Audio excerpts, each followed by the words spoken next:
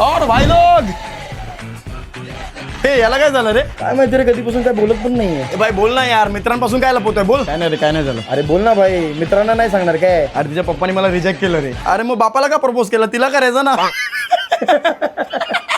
अरे तिलाच प्रपोज केलं होतं, पप्पांकडे तिचा हात मागायला गेलो होतो तर हात द्यायला रिजेक्ट केलं. अरे मग फक्त हात कशाला? मुलगी मागायची ना. फक्त हात कोण बाप देतो का?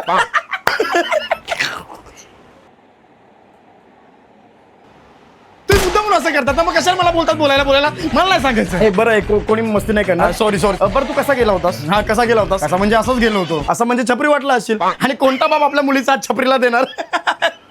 छपरी नाही दिसत.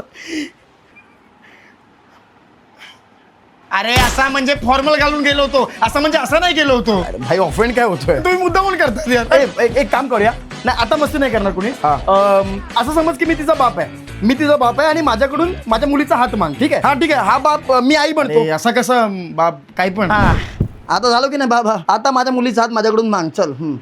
बाबा दादा दिसतो घरी. तुझा बाप नाही स्वतःचा, मुलीचा हात पाहिजे. हट.